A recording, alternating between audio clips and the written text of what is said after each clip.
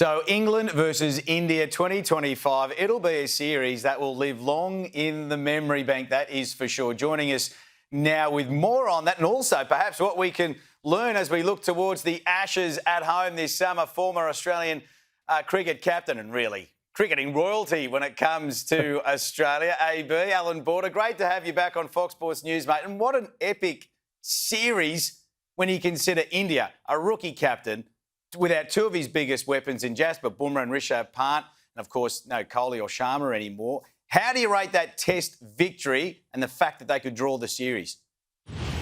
Well, the final game, was an absolute ripper. Had a bit of everything, and just got that tension that anyone was lucky enough to be up watching it last night. You just felt that England were going to sort of cruise to a victory. The first couple of overs, they had boundaries. And, the target score came down. But that Siraj, he's a real goer.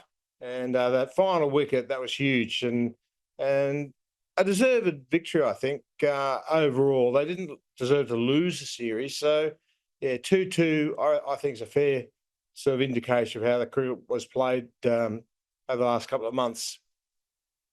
Is this the one that got away for England, though, considering the position they'd found themselves in to start the final day? Oh, yeah. Look, 30-odd to get. You had 4 wickets in hand. I think at one stage they were 3 for 300. So, they'll be thinking that was one that got away for them. But there are other moments throughout the series that they'll sort of feel, oh, maybe we got lucky here or there. But, look, overall, that was one that got away for England. The pitch was playing well. There's some loose shots. That was a pretty good delivery, that last one. Slogging tail ender with Wokes at the other end with batting with one arm. So, he had to get on with it. And they got within 6. So, it was just a great result. I've been in those situations myself, but it's just such a great feeling. No doubt. And what about this, though? Chris Wokes coming out to bat, his arm in a makeshift sling. I guess many of the older generation would think of Rick McCosker perhaps famously coming out with a broken jaw, but you sure played cricket pretty hard and to the limit, AB. Where do you rate that in terms of tough things you've seen on a cricket field?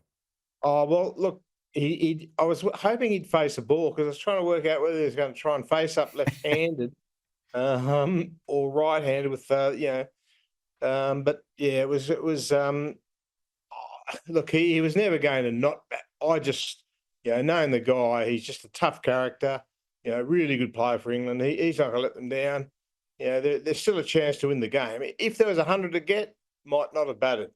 But the fact that he went out there, he's in a lot of pain, obviously, with that shoulder. And just good to see him go out there and give it a go. And they got within 6. He really nearly got them across the line. But yes. I wanted to face a ball just to see. They say he would have actually fronted up left-handed, and he's a right-handed batter. But yes, we didn't get the chance to actually see that play out. But certainly a very game performance from this 36-year-old. But it has big ramifications now that for him, and perhaps that might be it when it comes to trying to fight a way into the touring party that comes down to Australia for the Ashes. But that result also means a drawn series and another one for Brendan McCullum and the bazball era. It's quite interesting, AB. England, they still haven't gotten the better of India or Australia in a 5-test series since 2018, in fact. So where does that leave our thinking when it comes to bazball and all of its success? Well, look, I personally quite like it. I like the attitude that it brings to Test cricket. There's always something happening with England. They play their shots, they go for it. It's always exciting to watch. So from that point of view, it's a good thing for Test cricket because there's plenty of results. The scoring rate's high.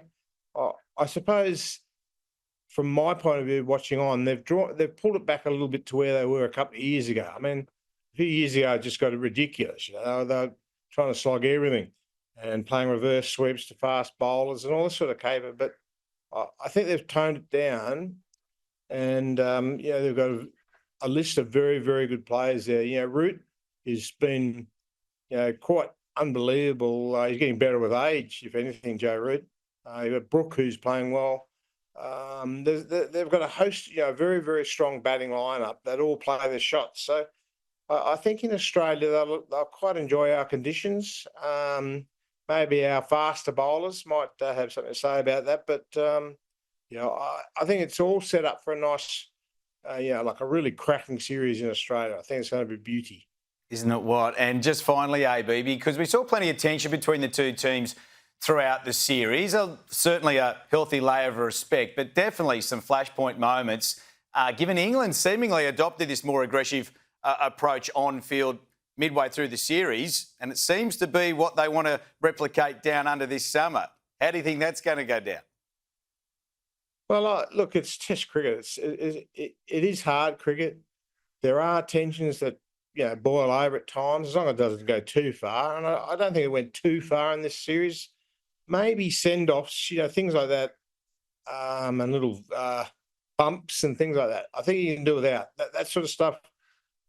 I don't like sending batsmen off. That's one thing that should be wiped out. But just a bit of argy-bargy during the game. Look, it's not a big deal to me, but it's sometimes it's a bad look rather than what's actually happened out in the middle. But I don't think they'll take a backward step England when they come to Australia. That's for sure. Stokes is not that sort of character, and he's a tough lad himself. So yeah, there'll be no prisoners, that's for sure. But I just think it's going to be a good, fiery but good series. And it'll be played in really good spirit. Just an extraordinary series, and what an incredible finale to it as well last night. I think everyone I knew was tuning in. You just had to and I think word spread around quickly about the extraordinary scenes and how it panned out. And then just to see Chris Wokes and the courage that he showed to get out there, the drama of him needing to sort of stay off strike and England trying to find a way to keep him off strike, Gus Atkinson trying to finish it off, and then Mohammad Siraj, who, whether you like him or not, he's obviously a pretty polarising figure in these parts, particularly given some of his behaviour last summer. But, you can't question his passion, his fire, and in the end, his skill and execution and the ability to steal what was an extraordinary series in a 2-2 draw. Loves it. Look at him. We saw Wokes coming out to bat, like you mentioned there. Shades of Nathan Lyon at Lords in 2023. I had flashbacks. Yeah, my mind went back to Graham Smith at the SCG all those years ago. Yes, good. Early 2009. But Nathan Lyon also a very good comparison too. Of course, Nathan Lyon had to stay downstairs to get out because he wasn't could have been timed out otherwise. It's funny that if you get that part of the Test match, there was a reasonably spicy moment that you may recall that happened after that. But no, incredible from Chris Wokes. Look, he's been a fantastic player for England, particularly at home, and has had a fine career. But I dare say this is what he will be best remembered for in the long run. It's just an iconic scene. Unfortunately for him and for England, it's done in defeat. But he clearly lost no admirers at all. And as I said, one of those moments that will linger for a very long time. In terms of Ashes implications, now, do England have some real thinking to do in terms of implications for the durability of their bowling attack, which we've seen take a little bit of a hit during this series? I think so. And it's sort of a bit of a byproduct of the fact that England obviously bat so aggressively and their bowlers aren't out there for, the bowlers are out there for a very long time because the batting is done rapidly and therefore the bowling has to be out there for an extended period. And, we've seen them all go down, or most of them go down at various points across the series. And there are several that are obviously relatively fragile, must be said. Jofra Archer and Mark Wood in particular. We've seen Wokes with that injury, albeit in the field. And obviously Ben Stokes has an extensive injury history and couldn't get through this series either. Probably amplified a bit by the fact that the schedule was just so compact, and that's been controversial too because of the 100, which begins, I believe, tonight. And sort of just the nature of the beast, and the prioritisation of that. The Ashes goes for, I think, about a week longer, so still pretty tight, but maybe a little bit more breathing space between the tests. But yeah, it definitely is food for thought. And I think that the prevailing view is that Australia is relatively weak or questionable, at least from a batting perspective, whereas England, their batting is quite strong, but the bowling is the worry. Obviously, Australia's bowling is exceptional. So, the weak suits, so to speak, are probably competing against each other, and so too are the strong suits. We saw plenty of tension between the two sides as well throughout the course of this Test series, and England not holding back either, deciding to fight fire with fire, some verbal warfare going on out there. Do you think we can see that England arrive on Australian shores later this year? It's going to be interesting. I mean, the whole bazball, the way it's evolved since it first came in back in 2022, it has changed. I mean, obviously there's sort of a lot of pop psychology to it and some curious comments over the years.